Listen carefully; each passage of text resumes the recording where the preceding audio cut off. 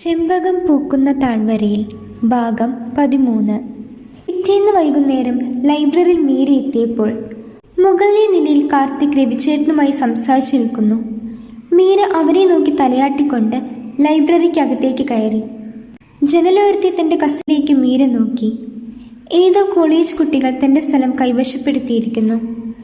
തെല്ലും അവരോട് നീരസം തോന്നാതെ മീര തൊട്ടപ്പുറത്തെ കസേരയിൽ പോയിരുന്നു.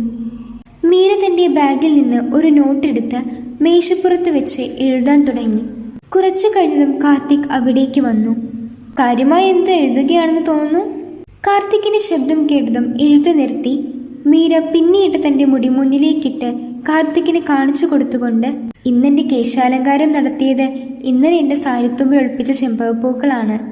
ഈ ചെമ്പകപ്പൂക്കൾ കാണുമ്പോൾ എനിക്ക് ഗുൽമോഹറിന്റെ വരികളാണ് ഓർമ്മ വരുന്നത്. നീ ചൂടാറുള്ള ചെമ്പകത്തിന്റെ ഭംഗി എനിക്ക് കാണാൻ കഴിഞ്ഞത് നിന്റെ കാർക്കൂന്തലിന്റെ അഴകിലാണ്.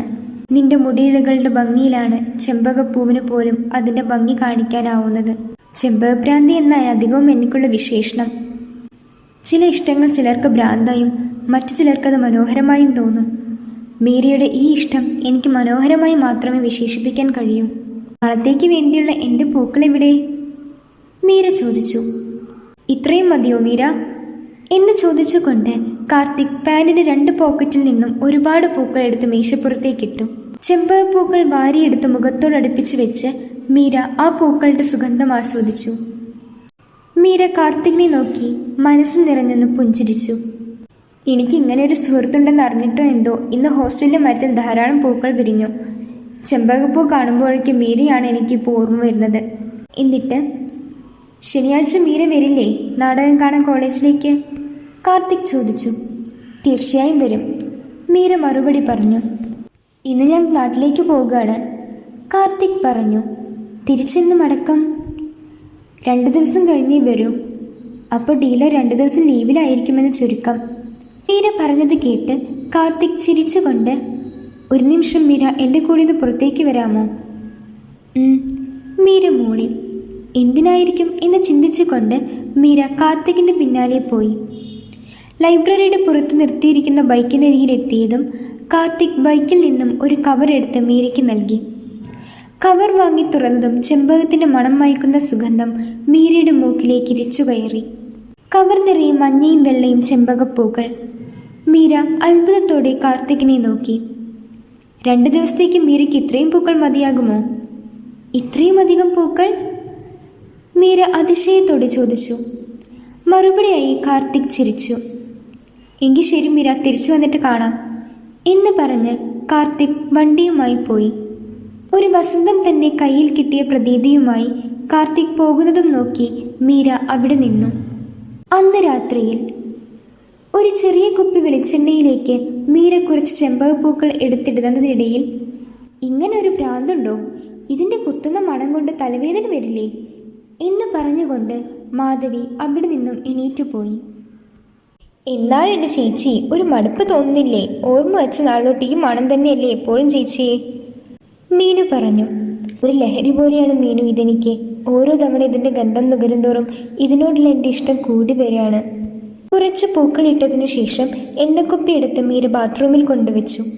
ബാക്കി പൂക്കളിൽ നിന്നും കുറച്ചധികം പൂക്കളെടുത്ത് ഒരു പ്ലാസ്റ്റിക് കുപ്പിയിലാക്കി ഫ്രിഡ്ജിലും വെച്ചു. പിന്നെയുള്ള പൂക്കൾ തൻ്റെ മുടിയിഴകൾക്കിടയിൽ തിരികെ വെച്ച് മുറിയിലെ കണ്ണാടിയുടെ മുന്നിലിരിക്കുന്ന കസേരയിൽ മീര ചെന്നിരുന്നു. പൂക്കളുടെ ഗന്ധം മീരയുടെ മനസ്സിലുണ്ടാക്കിയ ആനന്ദം അവളുടെ മുഖത്തും പ്രതിഫലിച്ചു നിന്നു. ഈ സാറിന് ഇത്രയും പൂക്കൾ എവിടെ നിന്ന് കിട്ടിയെന്ന് ചേച്ചി ചോദിച്ചില്ലേ? ചോദിച്ചു, മറുപടിയായി ഒരു പുഞ്ചിരി മാത്രം. സാറിന് ചേച്ചിയുടെ ഒരു ഇഷ്ടമുണ്ടോ എന്നൊരു തോന്നൽ എനിക്കുണ്ട്, മീനു പറഞ്ഞു. സാർ എല്ലാവരോടും ഇങ്ങനെയാണ് മീനു. ആ ചായക്കടക്കാരൻ മോസാക്കിയുമായി സാറിന് എത്രനാളത്തെ പരിചയമേ ഉള്ളൂ. പക്ഷെ അവർ തമ്മിലുള്ള പെരുമാറ്റം കാണുമ്പോൾ വർഷങ്ങളുടെ ആത്മബന്ധം ഉള്ളതുപോലെ തോന്നിയില്ലേ? രഞ്ജിതം പറഞ്ഞത് നീ കേട്ടതല്ലേ, സാറിൻ്റെ പെരുമാറ്റം എത്രമാത്രം സ്നേഹപൂർവ്വമായിരുന്നു എന്ന്? എന്തിന്, നീ തന്നെ എത്രയോ വട്ടം പറഞ്ഞില്ലേ സാർ അടിപൊളിയാണെന്ന്? അതെല്ലാം ശരി തന്നെ, ഒരിക്കൽ പരിചയപ്പെട്ടവർ ആരും സാറിന് മറക്കില്ല. അത്രയും നല്ല സ്വഭാവമാണ്.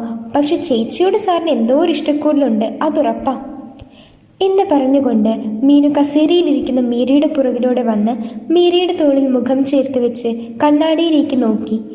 എന്നിട്ട്, കാർത്തിക് സാർ കൊണ്ടുപോകുമോ എൻ്റെ ചേച്ചിയെ? നീനു, നിന്റെ കളി പറച്ചിൽ കുറച്ച് കൂടുന്നുണ്ട്. സാറിന്റെ മുന്നിൽ വെച്ച് നീ ഇങ്ങനെ ഒരു കിന്നാരം പറയരുതേ. നമുക്ക് നോക്കാം ഇത് എവിടം വരെ പോകുമെന്ന് എന്നർത്ഥം വെച്ചുകൊണ്ട് മീനു പറഞ്ഞു. ഒന്നും നോക്കാനില്ല, നീ ഇപ്പൊ ചെന്നുറങ്ങാൻ നോക്ക് എന്ന് പറഞ്ഞുകൊണ്ട് മീര കസേരയിൽ നിന്ന് എണീറ്റു. മേശവലിപ്പിൽ നിന്നും ഒരു പുസ്തകമെടുത്ത് നീ കിടന്നോ, ഞാൻ കുറച്ച് വായിച്ചിട്ട് വരാം എന്ന് മീനുവിനോട് പറഞ്ഞ് മീര തൊട്ടടുത്ത മുറിയിലേക്ക് പോയി. മീനു ഹെഡ്സെറ്റ് വെച്ച് ഫോണിൽ പാട്ട് വെച്ച് കിടന്നു. മീര പുസ്തകമെടുത്ത് വായിക്കാൻ ഒരുങ്ങുമ്പോഴേക്കും മീരയുടെ ഫോൺ റിങ് ചെയ്തു. ആരാണ് ഈ നേരത്തെ വിളിക്കുന്നത് എന്ന് ചിന്തിച്ച് മീര ഫോൺ എടുത്ത് നോക്കിയപ്പോൾ കാർത്തിക് സർ. മീര വേഗം കോൾ അറ്റൻഡ് ചെയ്തു. Hello sir. ഹലോ, മീര ഉറങ്ങിയോ? കാർത്തിക് ചോദിച്ചു. ഇല്ല, കിടക്കാൻ സമയമാകുന്നതേ ഉള്ളൂ, മീര പറഞ്ഞു. എങ്കിൽ വാട്സപ്പിൽ ഒരു മെസ്സേജ് അയച്ചിട്ടുണ്ട്, ഒന്ന് നോക്കാമോ?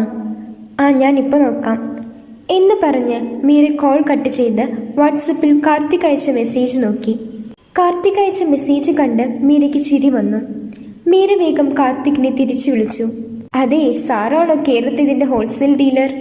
മീര പറഞ്ഞത് കേട്ട് കാർത്തിക് പൊട്ടിച്ചിരിച്ചു. തുടരും. ഈ ഭാഗം ഇഷ്ടമായാൽ തീർച്ചയായും ലൈക്ക് ചെയ്യൂ. നിങ്ങളുടെ അഭിപ്രായങ്ങൾ താഴെ കമൻറ്റ് ചെയ്യൂ.